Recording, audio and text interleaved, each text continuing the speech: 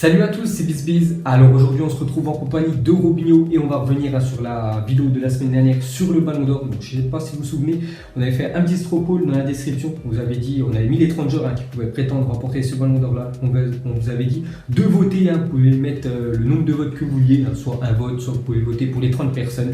Donc tout simplement, on va décortiquer tout ça. Donc déjà, il y a plus de 8262 votes. Donc merci à tous ceux qui ont pris la peine d'aller voter. Donc là, on va refaire la même chose. On verra en fin de vidéo le top 10 et vous pourrez seulement voter pour une personne. Et la semaine prochaine, on saura, ça sera notre Ballon d'Or sur la chaîne BizBiz, on saura qui a le plus de chances de remporter ce Ballon d'Or là. Donc on en reparlera à la fin de la vidéo. Donc on va commencer avec la 30e et 29e place. Donc ceux qui ont récolté moins de votes sur 8000 votes, c'est Alisson Becker, le gardien de Liverpool. Donc c'est plutôt logique, qu'il est loin au classement avec 20 votes. Donc c'est très peu bien sûr. Sinon Godin aussi très loin dans le classement. Je trouve que c'est normal Godin soit dans les 30e. Ouais, je pensais entre 20 et 30. Après, peut-être qu'il peut mériter peut-être un peu plus haut, plus ou moins, mais bon, oui, c'est un peu pas logique quand même. Ok, ensuite on remonte, il y a Agüero qui a récolté seulement 27 votes. Donc après, la saison qu'il a fait à Manchester City, bonne saison, mais bon, avec du monde qui lui fait défaut. Ouais, voilà. Bon, je me souviens, il a marqué quand même contre l'équipe de France, lui, parce que les 4 il a marqué en toute fin de match.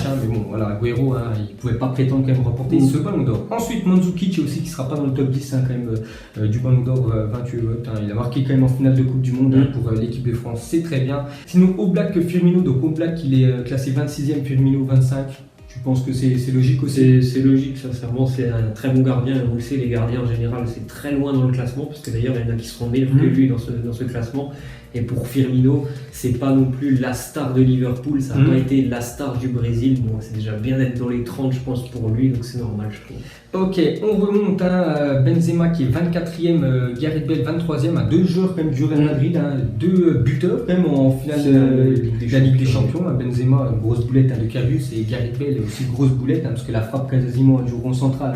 Karius, il a fait un petit peu n'importe quoi. Ils sont classés très loin, 36 votes et 43 votes pour les 2 joueurs madrilènes. Ensuite, on remonte encore au classement, Sadio Mané, qui est classé Mané 22e sur 30. Bon, voilà, une belle place quand même pour Sadio Mané, je pense. De toute façon, on ne pouvait pas le mettre plus haut, voilà, c'est compliqué. Bon, il a fait on va dire une bonne Coupe du Monde quand même avec le Sénégal, mais bon, voilà, ils n'ont pas passé les pires, on ne peut pas le mettre plus haut. Ensuite, Luis Suarez, tu trouves que c'est mérité une 21e place pour Luis Suarez? Je ne me souviens plus des classements qu'il avait eu les années précédentes, il me semble quand même qu'il était peut-être un petit peu plus haut, mais là, cette année, non, je trouve personnellement qu'il ne mérite pas d'être mieux classé que ça.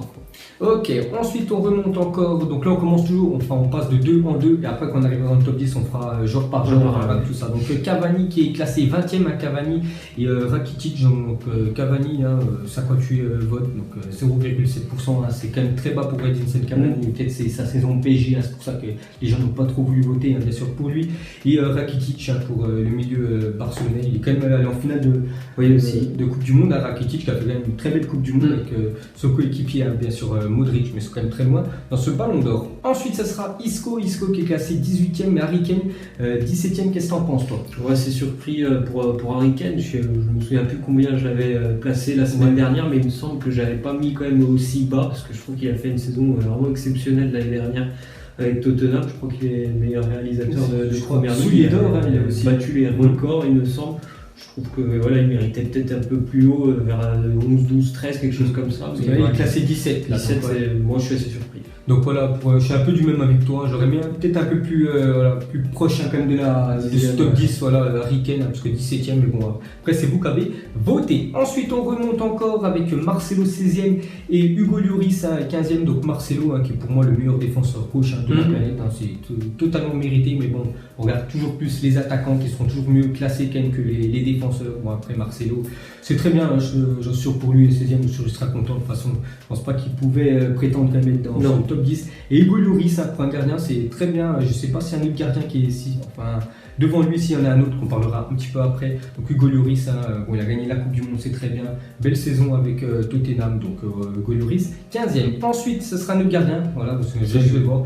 C'est Thibaut, pour toi, qu'est-ce que tu en penses? C'est Pogba qui est 13e Pogba. Déjà, j'aurais inversé les deux, mais même j'aurais mis Pogba peut-être un petit peu plus loin, entre 15 et 20, moi.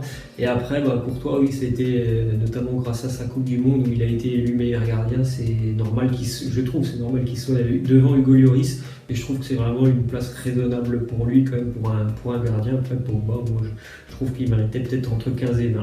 Ok, donc vous avez vu là, ça commence à avoir du vote quand même. Bon, sur 8000 votes, il y a 180 votes, mais c'est déjà pas mal quand même, on va dire, pour ces deux-là. Ensuite, on remonte, donc là, ça sera aux portes, on peut dire, du top 10, oui. Parce que ça sera Sergio Ramos qui est 12e et Neymar qui est 11e. Donc Sergio Ramos, toujours, moi j'adore de toute façon ce défenseur bien sûr de l'Espagne et du Real Madrid, donc c'est plutôt mérité. Bon, après, voilà, il ne peut pas prétendre quand même une place de top 10. Peut-être les années précédentes, bien sûr, il a été, je me souviens plus des années précédentes. Je crois qu'il était une fois, même une ou plusieurs fois, mais là, cette année, voilà, c'est très bien pour lui, cette place de 12e. Et Neymar, 11e, qu'est-ce que t'en penses, toi, Neymar, aux portes, tu l'aurais mis, toi, dans le top 10? Non, même la semaine dernière, on ne l'avait pas mis dans le top 10, étant donné de son année avec le Paris Saint-Germain, où ils sont pas allés très loin en Ligue des Champions. Et il faut rappeler aussi qu'il a été longuement blessé et qu'avec le Brésil, ça n'a pas été super cette Coupe du Monde. Donc ça n'a pas été une année, je pense, pour lui personnellement, très, très concluante. Donc, voilà. Ok, et maintenant, on va passer joueur par joueur, parce que là, on arrive dans le top 10. Donc là, c'est le top 10 avec tous les votes que vous avez pu mettre. On va refaire bien sûr un straw poll avec les 10 joueurs qui restent. Et cette fois-ci, vous pourrez mettre qu'un seul vote. Donc la semaine prochaine, on saura bien sûr qui sera pour vous le Ballon d'Or. Parce que là, peut-être il y en a qui ont voté pour plusieurs joueurs du top 10. Que là, maintenant, on pourra mettre bien sûr qu'un seul vote. On va commencer avec le 10e. Pour vous, c'est Kevin De Bruyne avec 370 votes. Donc De Bruyne, de toute façon, je m'en doutais quand même qu'il ait terminé dans ce top 10. C'est plutôt mérité. Cette place de 10e par rapport à tous les autres joueurs, je trouve que c'est pour moi aussi mérité. Donc je sais pas ce que tu en penses, toi. C'est pareil, la semaine dernière, on l'avait dit, que certainement il serait dans le top 10 et c'est une juste récompense de tout ce qu'il fait avec City, de ce qu'il a fait aussi avec la Belgique.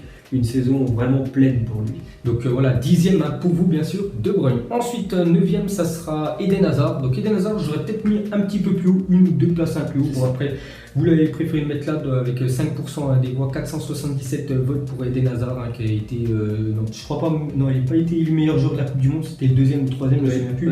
Il a fait quand même une très belle Coupe du Monde sur Eden Hazard, qui a été beaucoup de fois homme du match. Je me souviens souvent, à chaque fois à la fin du match, je voyais son visage avec le trophée de l'homme du match, mais même avec peut-être Chelsea, c'est ça, Chelsea qui l'a peut-être mis si loin dans ce classement. Donc voilà, Eden Hazard pour vous, 9e. Le 8e, ça sera Mohamed Salah. Qu'est-ce que tu en penses, Salah? Voilà, on avait dit normalement que pour lui, je pense que voilà, ça allait être une très très belle place normalement au classement. Et je pense que sincèrement, il ne peut pas aller beaucoup plus haut parce que quand on va évoquer les joueurs après, c'est très compliqué. Peut-être que s'il avait gagné la Ligue des Champions, il serait peut-être encore plus haut. Mais là, sincèrement, il a fait une saison tellement exceptionnelle que je trouve que cette place, elle est amplement méritée. J'espère qu'il va continuer de progresser parce que c'est vraiment un joueur qui est exceptionnel à voir. Donc 579 votes quand même pour Mohamed Salah. Ensuite, ça sera le 7e, ça sera N'Golo Kanté avec 620 votes. Donc N'Golo Kanté, on n'entend jamais parler de lui, mais à chaque fois, bien sûr, il fait le taf, N'Golo Kanté, que ce soit en Coupe du Monde, que ce soit avec Chelsea.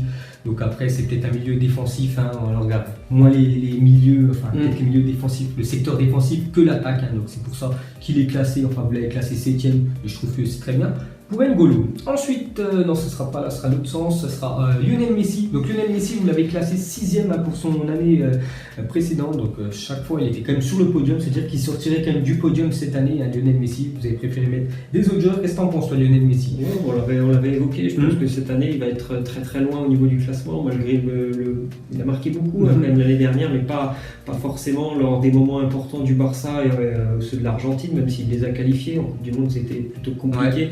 On l'a dit, tout simplement, devant, il y a des joueurs qui ont beaucoup gagné de trophées, qui ont beaucoup marqué aussi devant lui. Donc, c'est pour ça qu'il est. On avait dit tout simplement que normalement, il ne serait pas dans les 5 pour nous. Après, peut-être qu'il y sera, mais je pense que ça sera maximum 5 s'il y est. Donc voilà, les gars, Lionel Messi, 6e. Ensuite, ça sera un favori, quand même, pour nous. C'était quand même un favori. Ce sera Antoine Griezmann, que vous avez classé 5e. Antoine Griezmann avec 749 votes. Donc voilà, Antoine Griezmann, vainqueur de la Coupe du Monde décisif, en finale de Coupe du Monde décisif. En Europa League, la finale décisive en Super Coupe d'Europe. Vous l'avez classé 5e, c'est-à-dire qu'il y a des joueurs qui méritent encore plus que Antoine Griezmann, dont Raphaël Varane qui est 4e de ce classement, 760 votes, juste devant bien sûr Antoine Griezmann. Toi, tu trouves que c'est logique que Varane est devant Griezmann ou pas?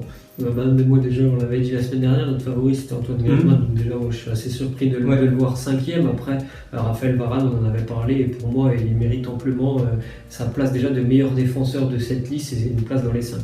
Ok, donc là on va arriver dans le top 3, le podium, vous savez les joueurs qui manquent, qui sont toujours pas dedans. On va commencer avec le troisième.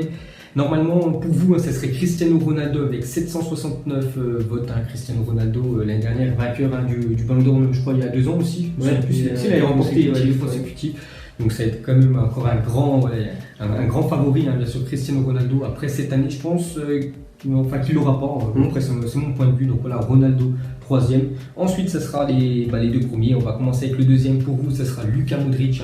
Donc on va parler directement du premier, Mbappé. Donc toi, tu trouves, est-ce que c'est logique Mbappé devant Modric ou pas?